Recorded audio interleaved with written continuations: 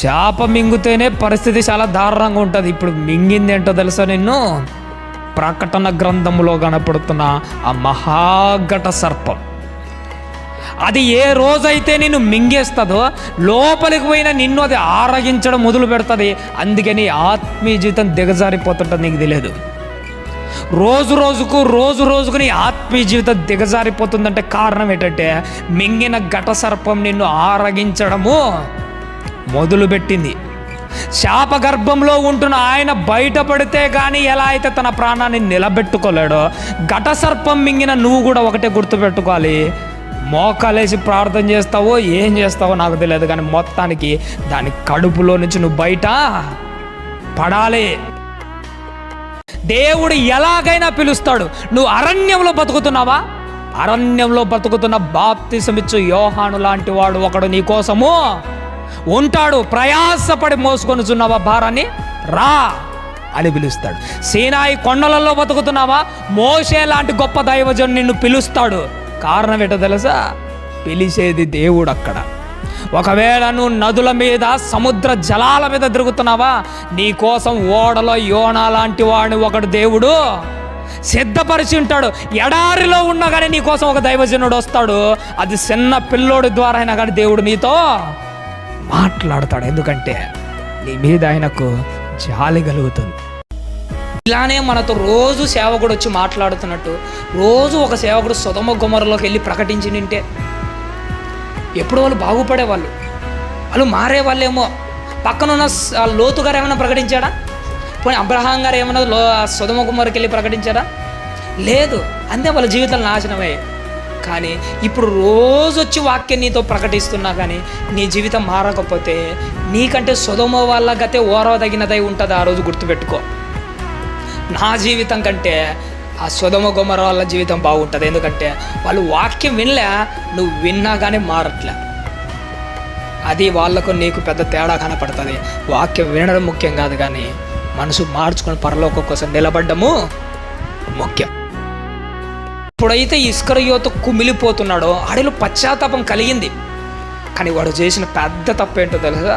పశ్చాత్తాపం కలిగిన తర్వాత తన ఇంటిని ఊడ్చి అమర్చుకున్నాడే కానీ అందులోకి ప్రభువును వాడు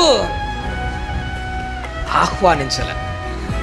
ఎప్పుడైతే వాడు ఆహ్వానించలేదో అపవాది ఏం చేసిందో తెలుసా?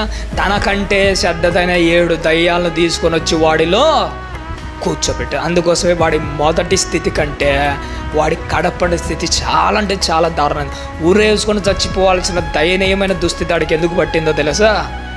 అప్పుడు వాడిలో ఉన్నది ఒక దయ్యం కాదు, 7 దయ్యాలు. దావీదు ఊరియా విషయంలో తప్ప ఎప్పటికీ తప్పు చేయలేదు. ఒకటి కనపడింది. నీ విషయంలో చాలా కనపడుతున్నాయి, నా విషయంలో కూడా చాలా కనపడుతున్నాయి. మన విషయంలో ఆ మాట అనకపోయినా కానీ ఒకే ఒక మాట, నీకు ఇప్పుడు 30 ఏళ్ళు వచ్చాయా? దేవుడు నిన్ను చూసి ఏమనాలో తెలుసా?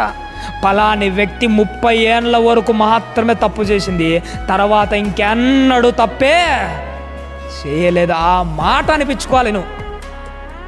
పౌలు గారి జీవితాన్ని చూసి దేవుడు అంటాడు ఒకే మాట, దమస్కు వరకు తప్ప తర్వాత పౌలు గారు తప్పు చేసినట్టు దాఖలాలే లేవు.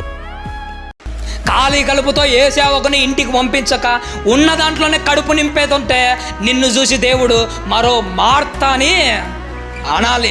సావైనా కానీ రాజుకు ఎదురుగా నిలబడి తన మీద అప్పచెప్పిన ఆ విలువైన పని కోసము ప్రాణాన్ని అడ్డుపెట్టి పోరాడిన ఎస్తేరు ఎలాంటిదో నువ్వు కూడా సేవ కోసం పోరాడుతుంటే నిన్ను చూసి మరో ఎస్తేరు అని దేవుడు అనాలి. ఒకనాడు సేవే ఊపిరిగా, దేవుని పనే ప్రాణంగా వచ్చిన వాళ్ళకందరికీ వాక్యం ప్రకటిస్తున్న 2 దంపతులు అకులా ప్రిస్కిల్లా, వాళ్ళ మాత్రమే నువ్వు కూడా అలానే ఉంటే నిన్ను చూస్తే దేవుడు ఏమన్నాలో తెలుసా? అకులా ప్రిస్కిల్లా మళ్ళా పుట్టారనాలి. తన గురించి చెప్పుకోవడం మానేశాడు. ఎవరి గురించి? పక్కన వాళ్ళ గురించి చెప్పడం మొదలు పెట్టాడు. నేను ఒక్కనైనా తప్పు చేసింది? హవ్వ కూడా చేసింది. హవ్వనే అనుకున్నారా? హవ్వకు కారణమైన సర్పం కూడా చేసింది. ప్రజలు కూడా ఎట్ట తయారైపోతుంటారో తెలుసా? దేవుడు తన సేవకుని నిలబెట్టి నువ్వు తప్పు చేశావన్నట్టుగా మాట్లాడినప్పుడు చేస్తే ప్రభువు అని ఏం చేసింది? తప్పే క్షమించన్న మాట మాత్రమే రావాలి. వాళ్ళు తప్పు చేశాడు, వీళ్ళు తప్పు చేశారని ఆదాము గారు అడుగు తడబడినట్టు నీ అడుగు కూడా తడబడిందంటే ఆదాముని ఏదైనా తోటలో నుంచే గంటేశాడు, నిన్ను నన్ను ఈ లోకం నుంచే గంటేస్తాడు. నిన్ను నన్ను కాపాడేవాడు ఇంకెవడు ఉండడు ప్రభు. బైబిల్లో ఒక మాట ఉంటుంది, మీకు తెలుసో లేదో కానీ, ఆవగింజంత విశ్వాసం ఉంటే గొప్ప గొప్ప కార్యాలు చేయొచ్చట. అదే ఆవగింజంత అల్ప విశ్వాసం ఉంటే నీ జీవితంలో గొప్ప గొప్ప కీడే నీకు ఖచ్చితంగా జరుగుతుంది. ఆవగింజ విశ్వాసంతో వేసిన అడుగు నీళ్ళ మీద నిలబెట్టింది పేతురు గారిది. ఆవగింజంత అల్ప విశ్వాసంతో వేసిన అడుగు నీళ్ళలో ముంచేసింది. ఆవగింజంత విశ్వాసం ఉంటే గొప్ప గొప్ప కార్యాలను సాధించవచ్చేమో, కానీ ఆవగింజంత అల్ప విశ్వాసం ఉన్నా కానీ నీ పతనము ప్రారంభమవుతుంది. దేవుడు ఒకటి చెప్పాడంటే ఒకటి నువ్వు ఈజీగా అర్థము చేసుకోవాలి. ఉదాహరణకు ఏదన్నా ఒక తప్పుడు పని జరిగిందనుకోండి, అంటే ఇది ఇద్దరి మధ్య వ్యభిచారం జరిగిందనుకోండి, పురుషుడు ఒక్కడు అమ్మాయిని ఎంత ట్రై చేసినా కానీ కుదురుతుందే. అటువైపు నుంచి అమ్మాయి సపోర్ట్ చేయకపోతే, అటువైపు నుంచి అమ్మాయి సిగ్నల్ ఇవ్వకపోతే వీడు ఎంత ప్రయత్నం చేసినా కానీ ఏం ప్రయోజనం ఉండదు. రెండు చేతులు కలిస్తేనే వస్తుంది, సౌండ్ వస్తుంది. ఒక్క చేయి ఎంత ఊపినా కానీ ఏం సౌండ్ వస్తుంది? నీ జీవితంలో ఇది నువ్వు ఎప్పటికీ మర్చిపోకూడదు. అపవాది ఒక్కడు ఎంత ట్రై చేసినా కానీ వాడి వల్ల ఏమీ కాదు. ఎప్పుడైతే వాడి మాటలతో నీ మనసును ఏకీభవిస్తావో అప్పుడే నీ జీవితంలో పతనం అన్నది ప్రారంభమవుతూ వస్తూ. నా జీవితం మొత్తాన్ని బట్టి తీర్పు తీర్చు ప్రభువా అనాల్సిన అవసరం లేదు.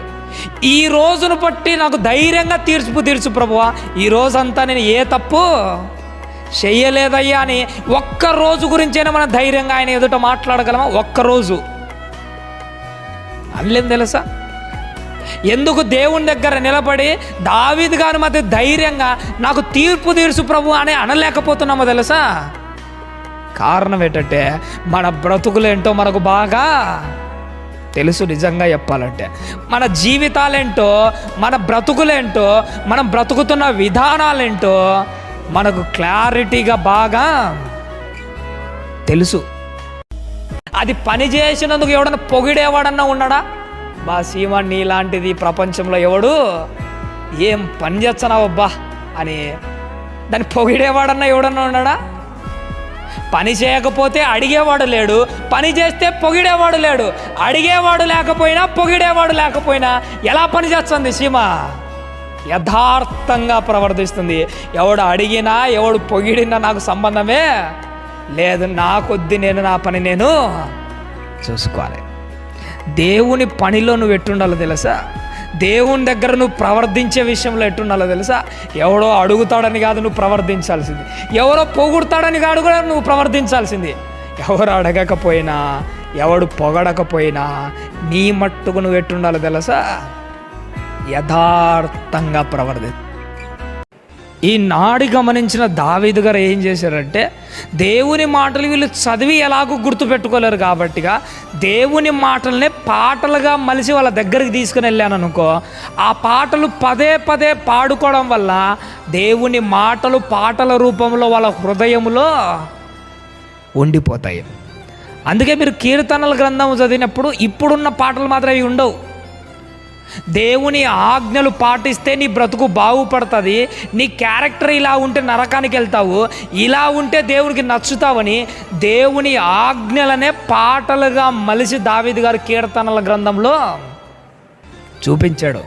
ఎందుకంటే వాటిని పాడుకుంటున్న ప్రతిసారి మన హృదయంలో అది చలనం తీసుకురావాలి. అది భూలోకం అంతటి కలిపి సొదొమ గొమొర్రా ఒక్కటే ఉన్నది. కానీ ఈరోజు ఎట్టుందో తెలుసా? ప్రపంచం మొత్తము కూడా ఒక సొదొమ గొమొర్రానే అయిపోయింది. ఈ ప్రపంచంలో ప్రతి పట్టణము ఒక సొదొమ గొమొర్రా, ప్రతి పల్లెటూరు ఒక సొదొమ గొమొర్రా. ఆ పల్లెటూరులో నివసిస్తున్న ప్రతి వాడి హృదయము కూడా ఒక సొదొమ గొమొర్రానే అయిపోయింది. ఎందుకంటే ప్రతి హృదయంలో సొదొమలో కనపడిన వికల చేష్టలే ఈరోజు కూడా కనపడుతూనే ఉన్నాయి. నీ హృదయం అలా ఉందో లేదో ఒక్కసారి నిన్ను నువ్వు పరిశీలన చేసుకో, ఒక్కసారి నన్ను నేను పరిశీలన చేసుకో. ఎందుకంటే సొదొమకు పట్టిన గతే నీ హృదయం కూడా అట్టే ఉంటే నీకు కూడా ఖచ్చితంగా పడుతుంది. వాడింటికి భోజనానికి వెళ్ళాకు పోయావు అనుకో, వాడు రహస్యంగా తన మనసులో ఏం చూసుకుంటాడట, లెక్కలు చూసుకుంటాడట. ఎప్పుడైనా కానీ ఒకసారి దేవుని పనికి డబ్బులు పెట్టిన తర్వాత నా మనసులో ఆ పనికి ఎంత ఈ పనికి ఎంత అని ఒకసారి లెక్కలు మొదలవుతుంటాయి. అప్పుడు అనుకుంటా నేను లెక్కలు వేసానుకో, దేవుడు నా లెక్కలు కూడా ఖచ్చితంగా వేస్తాడు. దేవుని కోసం లెక్క ఖర్చు పెట్టిన తర్వాత ఇంకా లెక్కలు వేయకూడదు. ఎంత పెట్టినా కానీ అది అంతటితోనే అంతే. దాని గురించి మనము లెక్క చేయకూడదు, లెక్కలు పెట్టుకోకూడదు. ఎంతైనా కానీ మనము చేయాలంతే. మీరు ఏమనుకోకపోతే నేను ఒక మాట అంటాను, మీరు ఏమనుకోనంటేనే అంటాను మాట. సరే, మన అమ్మ మనల్ని ప్రేమించి ప్రతిరోజు భోజనం చేస్తుంటుంది కదా. ఏ రోజైనా కానీ మీ అమ్మ విషం పెట్టి చంపుతుందని మీకు ఎప్పుడైనా డౌట్ వచ్చిందా? ఎప్పుడైనా వచ్చిందమ్మా? పోనీ ఎప్పుడైనా వస్తుందా? ఇంకా రాదు. ఎందుకో తెలుసా? ఏమీ సందేహింపక మీ అమ్మను నువ్వేం చేస్తున్నావో తెలుసా? నమ్ముతున్నావు. మీ తల్లిని నువ్వు ఎలా అయితే నమ్ముతున్నావో దేవుని కూడా ఎలా చేయాలట? ఏమీ సందేహింపక ఆయన యందు నీకు నమ్మకం ఉండాలట. ఏమన్నా జరగని నేను మాత్రం ఆయనను అనుమానించు.